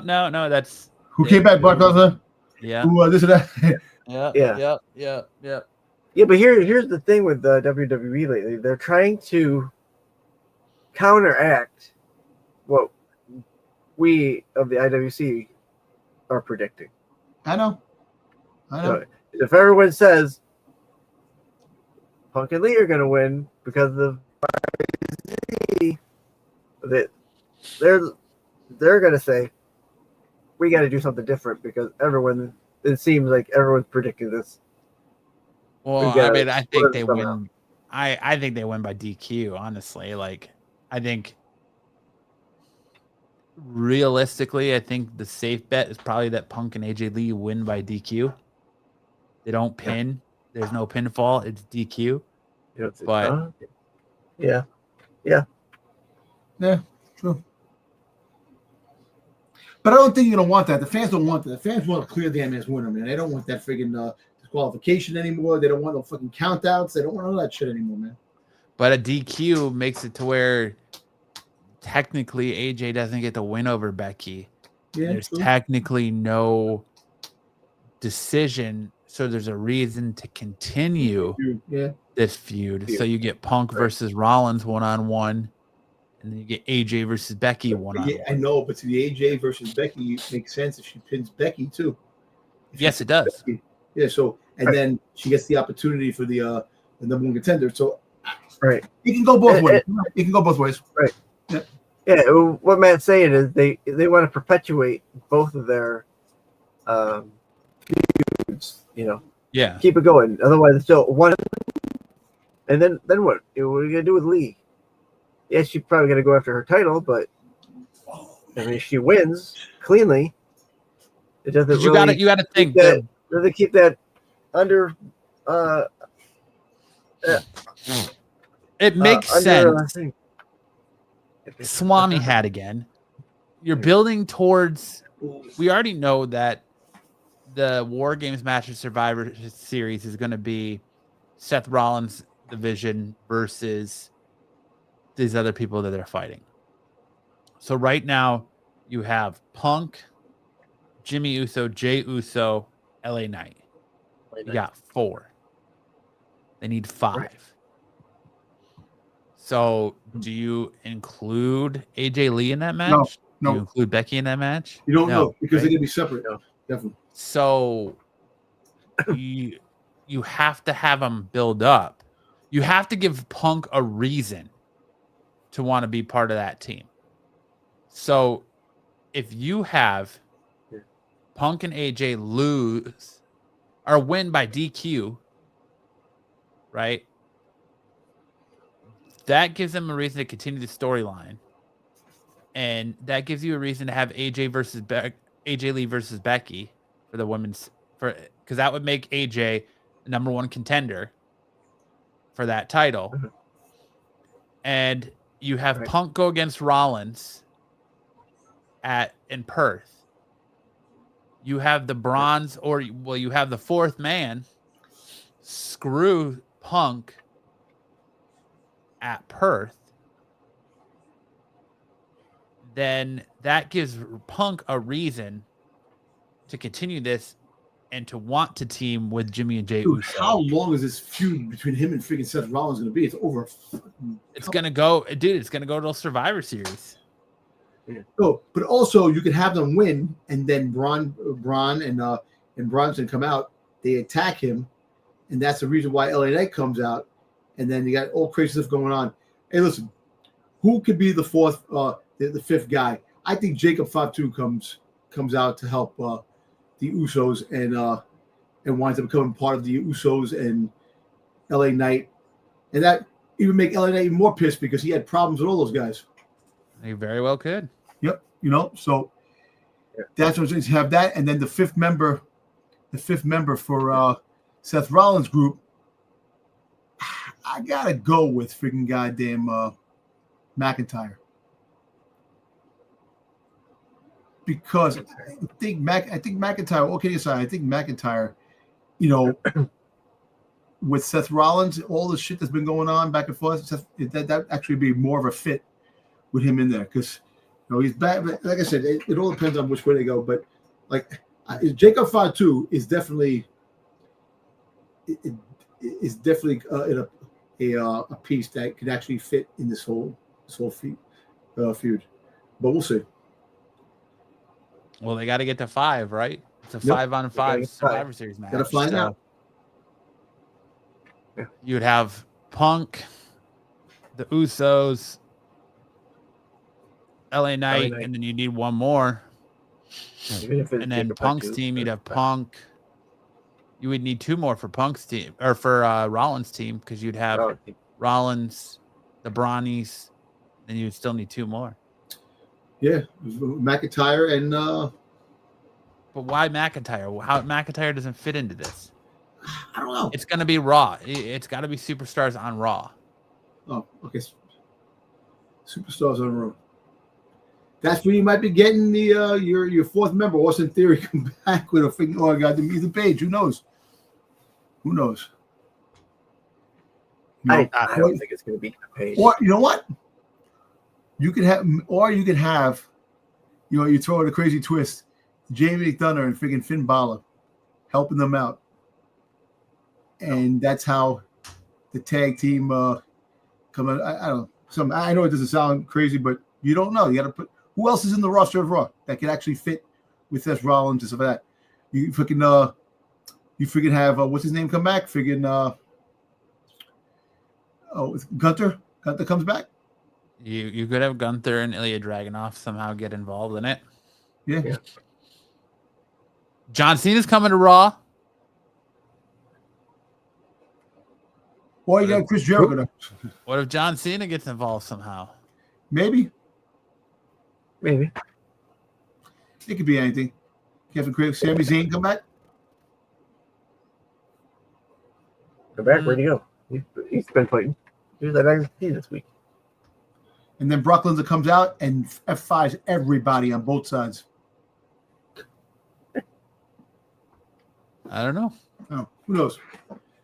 Okay. Spent way too long in this one. No way. Not long enough. Wait, gonna put the other one, the possibility of Tiffany, AJ, freaking Nia Jax and Jay Cargill. We could talk about it, about that. I think if that match happens, Jay Cargill. Joe Cargill wins. Yes. I think WWE is going to finally put the belt on Jay Cargill. Yep. Because that just seems to be what they want. You want to put it back on Nia Jax again?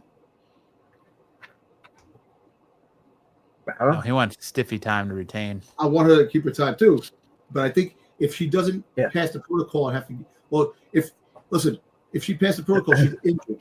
She might have to take more time off. But again, you don't want her to wrestle or get freaking goddamn sit on Nia Jax. I do want time off too if she said. I mean. Well, I mean, if you have Jade Cargill win, though, that leads you to Jade Cargill versus Bianca Belair. That's what I'm trying to say.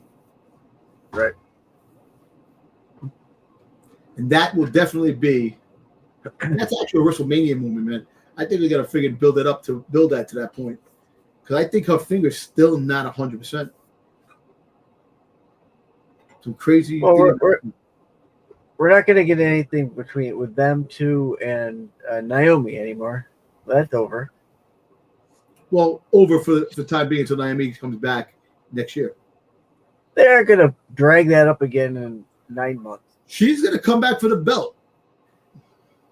I get that, but they're not going to bring up this whole Jade Cargill. Next year, Stephanie Vaquer. Next year, Stephanie Vaquer wins the belt next year. Not this year, but next year. Oh, yeah. I don't think she's winning. like I said, I think she wins it at WrestleMania next year. I think she's going to win the Royal Rumble, and she wins it at WrestleMania next year. Yeah. What about Liv Morgan? Liv Morgan got to come back. They said that she might win the Royal Rumble. She'll come back. Yeah, I'm sure she will be the Royal Rumble, but I don't think she's going to win. Actually, WWE Creative has said they have no plans for Liv Morgan right now. So, I mean, I think she comes back. But how do you have no plans? And meanwhile, you got a whole storyline going on with the freaking Judgment. Because they don't know when she's coming back, Dom. Right. Well, she's at the Performance Center right now. She's coming back. She's training. So they're saying that she's so basically January. She could be coming back in January or possibly February, or maybe she come back sooner. Where would be? I think Royal Rumble's probably your safest bet. Yeah.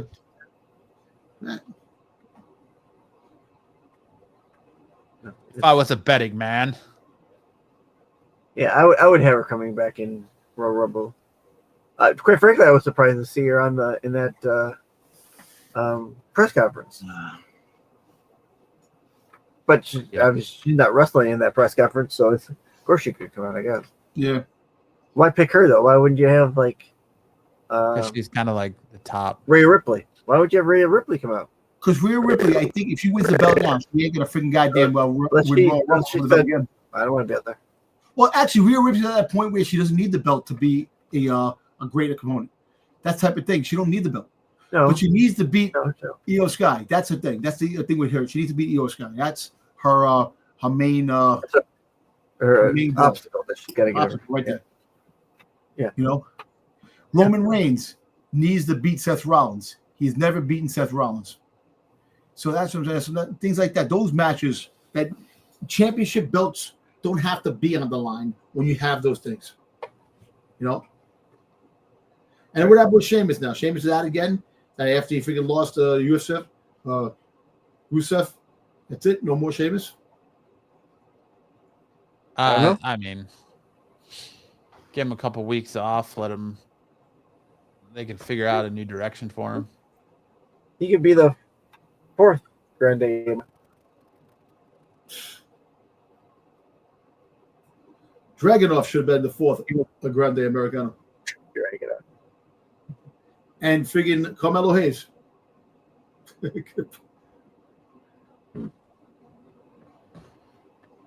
But all right, there you have it. There are our predictions for WrestlePalooza this Saturday. WWE's first PLE on ESPN. I don't know. How are you boys watching? Are you watching ESPN or are you gonna do the VPN route and watch on Netflix? I have no idea, man. Like I said, I don't have the ESPN app, and I don't have VPN. I don't have none of that stuff. Most likely, if I do it, it's going to be through the ESPN app. You know, I got to see maybe I'll figure it out. Because you get ESPN, you get the package deal. I have a package deal with the ESPN, HBO Max, and Disney Plus. It's annoying, man. Yeah, but do you have the right package? You know what? I got the package. I don't even know. I got the package. I don't even know. I don't know, man. Right. Okay. Good. He's got the only package you need. That's it, baby. That's right. Yeah, I don't know. I'll find it somewhere, or I'll just wait for it to highlight drop on YouTube, like they always do. All right, that'll do it for this week's episode of Off the Mat. I hope you guys all enjoy WrestlePalooza on Saturdays. If you want more from Styx and Dom, you can find them tomorrow night over on The Qualified on Renovision. You can see Styx Saturday nights on Renovision on Saturday Night Special. You can catch Dom Sunday nights on Renovision on the Star Wars show. You can catch me all week long on my channel, Absolute Geek. You can catch Styx on Tuesday nights for his Doctor Who show. And you can catch all three of us right back here next week as we figure out who is the IWC Off the Mat champion for this week's PLE. But on that note, enjoy WrestlePalooza. Enjoy AEW All Out if you're going to be watching that as well. 13 words of wisdom, my friend. Words of wisdom. Listen, collect what you like, man. Like, whatever you like to collect, wrestling memorabilia, wrestling action figures, comics, toys, whatever. Collect what you want. It makes you happy. You know, even if we tell you that for a company to understand and stop things if you don't buy anything, we're a machine. We're always going to buy things, consume things. So, yeah, collect what you like. You know, and that's it. Just enjoy. Well enjoy said. the product. Good night, everyone, and enjoy WrestlePalooza. In the ring, the lights go down. Roaring crowd, they scream and shout. Chants echo, shaking the ground. Warriors clash, the game is found.